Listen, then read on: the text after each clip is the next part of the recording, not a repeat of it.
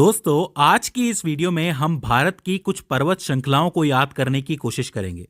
दोस्तों, पर्वत श्रृंखलाएं भूगोल, राजनीति और जीके की दृष्टि से एक बहुत ज़रूरी टॉपिक है और इसमें से ढेर सारे प्रश्न बनते हैं। मतलब इसके अंदर इतने सारे फैक्ट हैं, इतने सारे नाम हैं कि इसमें से कई सारे प्रश्न बनते हैं जो सीधे सीधे ऑब्जेक्टिव्स के रूप में आपको देखने को मिलते हैं।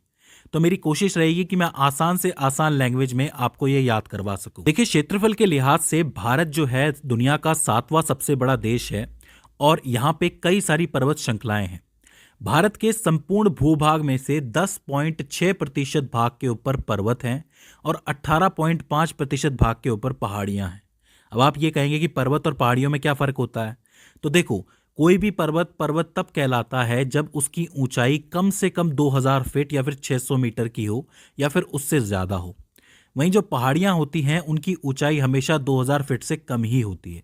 तो जो 2000 फीट से कम है वो सब पहाड़ियां कहलाती हैं और जो 2000 फीट से ज़्यादा हैं वो पर्वत और पर्वत श्रृंखलाएं कहलाती हैं। अब अगर आप बात करोगे पर्वत श्रृंखलाओं की, तो इनको आप भारत में दो हिस्सों में तोड़ सकते हो। एक तो आती है आपकी उत्तर और उत्तर पूर्वी राज्यों की पर्वत श्रृंखलाएं जो कि ऊपर की तरफ हैं, और एक आती है आपकी मध्य और दक्षिण भारत की पर्वत श्रृंखलाएं।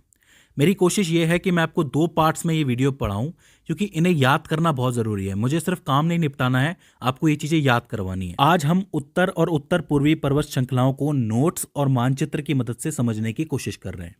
तो देखो, उत्तरी पर्वत श्रृंखलाओं में सबसे महत्वपूर्ण पर्वत श्रृंखला है हिमालय पर्वत श्रृंखला। ये बात तो आप जानते हैं।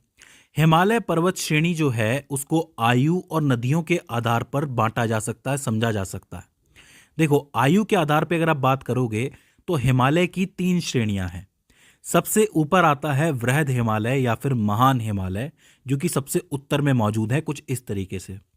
उसके बाद आता है मध्य हिमालय, जो कि दूसरे नंबर पे आती है श्रेणी, इस तरीके से चलती है।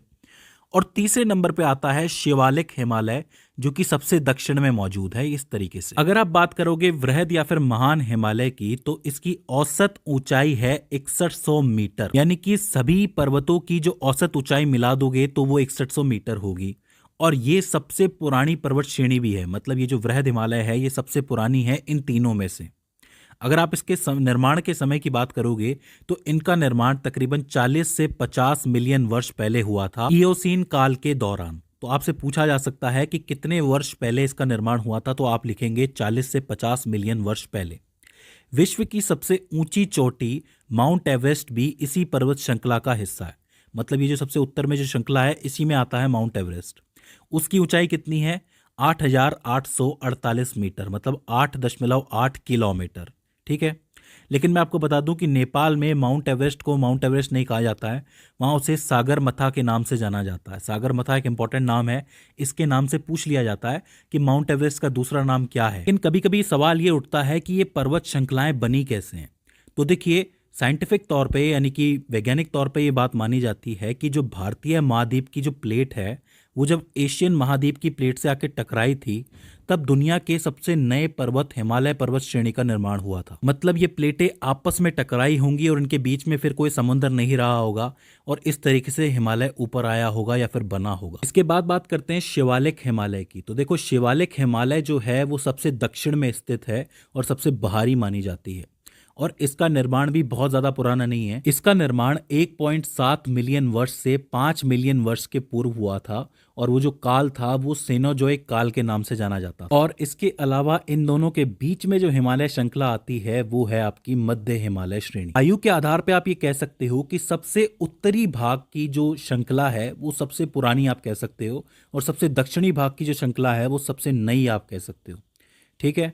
इसके बाद हम बात करते हैं नदियों के आधार पे आप किस तरीके से हिमालय श्रृंखला को बांट सकते हो। तो देखो, हिमालय श्रृंखला को नदियों के आधार पे 4 तरीके से बांटा गया है, 4 प्रकार का कहा गया है। पहला है आपका कश्मीर पंजाब हिमालय। मतलब सतलज नदी और सिंधु नदी के बीच का जो हिस्सा आपको दिख रहा है, इस हिमालय को कश्मीर पंजाब हिमालय कहा जाता है। इसकी खास बात यह है कि इस हिमालय क्षेत्र की चौड़ाई दूसरे हिमालय क्षेत्रों से कई ज्यादा है। मतलब सबसे ज्यादा चौड़ा हिमालय क्षेत्र यही है। इस कश्मीर पंजाब हिमालय का जो विस्तार है वो कश्मीर, लद्दाख और हिमाचल प्रदेश के राज्यों में फैला हुआ है।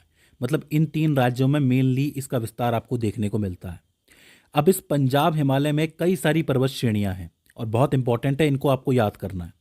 सबसे पहली और सबसे इंपॉर्टेंट होती है कारकोरम पर्वत श्रेणी, जिसको कृष्णागिरी के नाम से भी जाना जाता है। कारकोरम पर्वत श्रेणी को उच्च एशिया की रीढ़ की हड्डी के नाम से भी जाना जाता है। यानी ये जो सवाल है डायरेक्टली बनता है कि उच्च एशिया की रीढ़ की हड्डी कौन सी पर्वत श्रृंखला को कहा गया है, तो आप क्या लिखेंगे, कारकोरम पर्वत श्रेणी। ये जो पर्वत श्रेणी है ये दुनिया के सबसे भूवैज्ञानिक रूप से सक्रिय क्षेत्रों में से एक है, जहां पर दो महाद्वीप आके टकराए थे। सीधी सी बात है कि इतनी बड़ी प्लेटें टकराएंगी तो यहाँ पे वैज्ञानिक गतिविधि थोड़ी सी ज्यादा ही होगी, क्योंकि अंदर कुछ ना कुछ चल ही रहा होगा, तो सबसे ज्यादा सक्रिय रहती है ये जगह। ठीक है, अच्छा, विश्व का जो दूसरा सबसे बड़ा पर्वत है या फिर दूसरी सबसे बड़ी पर्वत चोटी है वो भी यहीं मौजूद है। उसका नाम है K2 गॉडविन ऑस्टिन, जिसकी ऊंचाई है तकरीबन 8,611 मीटर। तो आप ये कह सकते हो कि ये इंडिया की सबसे बड़ी चोटी है और विश्व की दूसरे नंबर की चोटी है, क्योंकि माउंट एवरेस्ट तो मैं नेपाल के अंदर है, जैसा कि मैं आपको बता चुका हूं। इसके बाद दूसरी जो पर्वत श्रेणी यहाँ पर है वो है लद्दाख की पर्वत श्रेणी। देखो, विश्व की जो सबसे ज्यादा तीव्र ढाल वाली चोटी है, जिसको राकपोशी के नाम से भी जाना जाता है, वो यहीं मौजूद है। पूछ लिया जाता है, याद रखना, ये सिर्फ इसी के लिए सबसे ज्यादा मशहूर है, राकपोशी के लिए, तो चीज आपको याद रखनी है। ठीक है, इसके बाद तीसरी पर्वत श्रेणी है जास्कर पर्वत श्रेणी। इसकी खास बात यह है कि जो सिंधु नदी है वो लद्दाख और जास्कर पर्वत श्रेणी के बीच में से बहती है, मतलब बीच में से होती हुई जाती है। तो पूछा जाता है कि सिंधु नदी कौन सी दो पर्वत श्रेणियों के बीच में से गुजरती है, तो आपको लिखना है लद्दाख और जास्कर के बीच से गुजरती है। इसके बाद चौथी आती है आपकी पीर पंजाल पर्वत श्रेणी, जो कि हिमालय की सबसे लंबी पर्वत श्रृंखला के रूप में वहां जानी जाती है। पूछा जाएगा कि सबसे लंबी पर्वत श्रेणी कौन सी है, तो आपको पीर पंजाल लिखनी है। ठीक है, इसके बाद आती है धौलाधर पर्वत श्रेणी, जो कि आपकी कुल्लू घाटी है। कुल्लू का नाम आपने सुना होगा, कुल्लू मनाली का। तो ये कुल्लू घाटी जो है ये पीर पंजाल और धौलाधर पर्वत श्रेणी के बीच में स्थित है। ठीक है, और इसके बाद आती है आपकी शिवालिक पर्वत श्रेणी, जो कि सबसे दक्षिणी पर्वत श्रृंखला है। तो कुल मिलाकर के ये सारी पर्वत श्रेणियां हैं जो कश्मीर, पंजाब, हिमालय क्षेत्र के अंदर अंदर आती हैं। तो ये वाला हिस्सा आपको याद रखना है। अच्छा, यहाँ पे कुछ एक नोट भी है इन पर्वत श्रेणियों को लेके। ये जो आपका कारकोरम वाला हिस्सा है, कारकोरम पर्वत श्रेणी वाला, लद्दाख श्रेणी वाला और जास्कर श्रेणी वाला, इन पूरे हिस्से को ट्रांस हिमालय के नाम से भी जाना जाता है। कभी कभी ट्रांस हिमालय का नाम दे दिया जाता है, तो उसमें बच्चे कंफ्यूज हो जाते हैं। कारकोरम, लद्दाख और जास्कर पर्वत श्रृंखला का पूरा हिस्सा ट्रांस हिमालय कहलाता है। ठीक है, और इस पंजाब हिमालय में खेती किस चीज़ की होती है? मेनली जाफरान के फूलों की खेती होती है। ये जो जाफरान के फूल होते हैं, इसी में से केसर भी निकलता है बाहर, तो ये काफ़ी इंपॉर्टेंट हो जाता है। ठीक है, इसके बाद हम बात करते हैं कुमायूं हिमालय की। ये जो कुमायूं हिमालय है ये सतलज और काली नदी के बीच का 320 किलोमीटर लंबा एक हिस्सा होता है, जिसको कुमायूं हिमालय क्षेत्र के नाम से जाना जाता है। इस कुमायूं हिमालय को ही गढ़वाल हिमालय के नाम से भी जाना जाता है। आपने सुना होगा कि जो गढ़वाल क्षेत्र है वो कौन से राज्य में स्थित है? उत्तराखंड राज्य में स्थित है। तो आप ये कह सकते हो कि कुमायूं हिमालय का विस्तार हमें उत्तराखंड राज्य में देखने को मिलता है। अच्छा, कुमायूं हिमालय की सबसे ऊंची चोटी का नाम है नंदा देवी, जो कि 7,817 किलोमीटर ऊंची है। और इसी जगह पे आपको बद्रीनाथ, केदारनाथ, गंगोत्री, यमुनोत्री इसी क्षेत्र में देखने को मिलती हैं। तो अगर अब आपसे कोई कहे कि ये सब जितने भी तीर्थ धाम हैं ये कहाँ पे हैं, ये कुमायूं हिमालय क्षेत्र के अंदर पाए जाते हैं। ठीक है, इसके अलावा जो नदियां हैं हमारी, गंगा, रामगंगा या यमुना, इनका जो उद्गम है ये भी कुमायूं हिमालय से ही होता है। तो इन नदियों के नाम से, इन तीर्थों के नाम से कुमायूं हिमालय के लिए सवाल बन सकते हैं, तो आपको याद रखने हैं। ठीक है, इसके बाद आता है आपका नेपाल हिमालय, क्योंकि इसके बाद का हिस्सा नेपाल के अंदर आ जाता है। ये जो नेपाल हिमालय है ये काली नदी और तीस्ता नदी के बीच का 800 किलोमीटर का एरिया है। इस नेपाल हिमालय की सबसे ऊंची चोटी जो है वो माउंट एवरेस्ट है, 8,848 किलोमीटर। और इस हिमालय क्षेत्र में धौलगिरी, अन्नपूर्णा, मकालू, कंचनजंगा पर्वत ये सारे भी मौजूद हैं। देखिए, नाम से पूछा जाता है कि कौन कौन से पर्वत कौन कौन से क्षेत्रों में मौजूद हैं, तो ये धौलगिरी, अन्नपूर्णा के नाम से प्रश्न बनता है, तो ये आपको याद रखने। ठीक है, इसके अलावा कंचनजंगा भारत की दूसरे सबसे बड़ी चोटी है। पहली कौन सी है? मैंने आपको बताया था K2 गॉडविन ऑस्टिन है। ठीक है, तो पहली है K2 गॉडविन ऑस्टिन, दूसरी है कंचनजंगा और तीसरी है नंदा देवी। अच्छा, कंचनजंगा का जो विस्तार है वो आपको कहाँ देखने को मिलता है, कौन से राज्यों में है? एक तो सिक्किम के अंदर है और नेपाल के अंदर है। तो ये बात याद रखना है कि भारत में एक ही राज्य है जहाँ पे कंचनजंगा का विस्तार ज़्यादा है, वो है सिक्किम। ठीक है, तो ये हो जाता है आपका नेपाल हिमालय। इसके बाद आता है आपका असम हिमालय।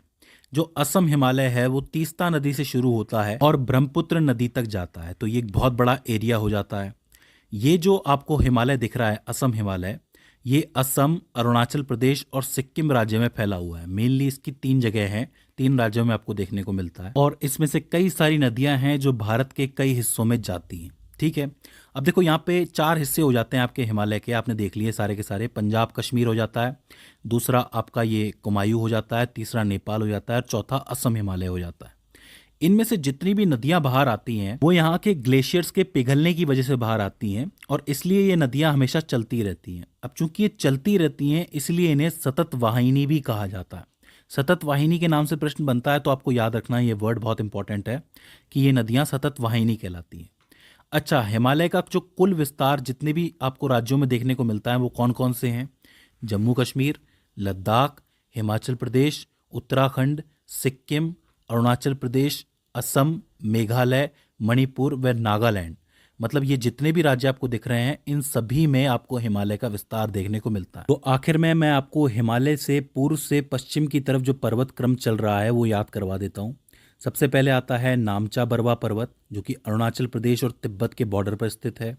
फिर आता है कंचनजंगा पर्वत, फिर मकालू, फिर एवरेस्ट, फिर अन्नपूर्णा और फिर धौलगिरी। ये जो आपको मैंने क्रम बताया है इसको आप ज़रूर याद रखना क्योंकि इससे प्रश्न सीधे सीधे बनता है कि वो क्रम क्या है। क्रम से क्या होता है ना कि आपको दिक्कत नहीं होगी, सारी चीज़ें एक साथ में याद हो जाएंगी। तो ये आप हिमालय को अच्छी तरीके से याद रखना। हिमालय के अलावा एक पटकाई पर्वत श्रृंखला आती है जो कि भारत और म्यांमार अंतर्राष्ट्रीय सीमा पर स्थित पर्वत श्रृंखला है। इसकी ऊंचाई हिमालय के हिसाब से तो काफ़ी कम है, लेकिन ये असम, नागालैंड, मणिपुर, मेघालय और मिजोरम में फैली हुई एक पर्वत श्रृंखला है। इन पटकाई पर्वत श्रृंखलाओं के आपको कई नाम देखने को मिलेंगे, जैसे कि पटकाई बूम हो गया, ये गारी हो गया, खासी हो गया, जैंतिया हो गया। इसके अलावा लुशाई पहाड़ियाँ, ये जितनी भी मैंने आपको नाम बताए हैं ये याद रखना क्योंकि इनमें से प्रश्न बनते हैं। ये सारे के सारे पटकाई पर्वत श्रृंखला के अंतर्गत ही आते हैं। ठीक है, इसके अलावा नागालैंड में पूर्व की तरफ एक और पहाड़ी है जो नागा पहाड़ी के नाम से फेमस है, तो ये श्रृंखला भी वहीं मौजूद है, इसे भी आपको याद रखना है। तो दोस्तों ये हो जाती हैं आपकी उत्तर और उत्तर पूर्वी पर्वत श्रृंखलाएं जो कि बहुत महत्वपूर्ण है, जिसमें से सवाल आते हैं। अब अगले पार्ट में हम मध्य और दक्षिण भारत की पर्वत श्रृंखलाओं को डिस्कस करेंगे। तो दोस्तों मुझे उम्मीद है कि ये वीडियो आपके लिए हेल्पफुल साबित रही होगी। अगर इसके बाद भी इसके अंदर आपको कोई क्वेरी आती है तो आप हमें कमेंट सेक्शन में बता सकते हैं। तो दोस्तों आज की इस वीडियो के अंदर बस इतना ही। See you in the next one.